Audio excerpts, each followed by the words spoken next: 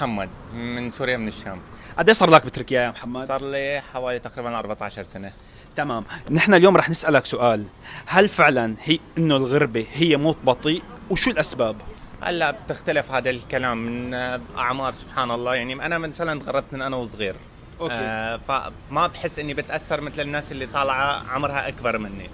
الناس اللي طالعه اكبر مني اتوقع انه بتتاثر اكثر بكثير بهذا الموضوع، بما اني انا كبرت ووعيت هون. درست جامعتي هون كانت وشغلي كان هون ما شاء الله. فبلشت كل شيء من الصفر، فيني خليني اقول لك.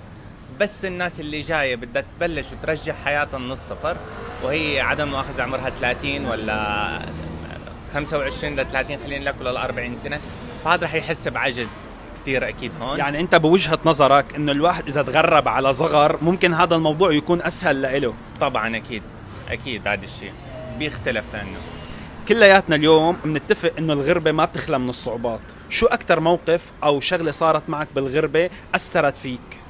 انك تكون فوق كثير وترجع نص صفر. يعني انك تكون عايش شيء كنا بسوريا عايشين كلياتنا الحمد لله، فضل من رب العالمين، ما حدا ناقص عليه شيء. انك ترجع تشوف اهلك وانت عم تبلش من نص صفر وتطلع بطلوع، هذا هو كان اصعب شعور بصراحة.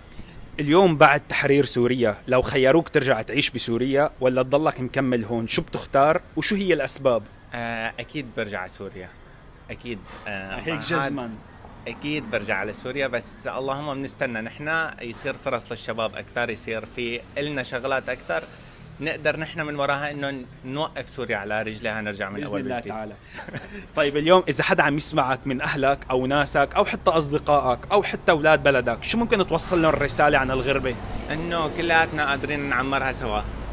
الغربة قد ما طولنا وقد ما ضلينا برا،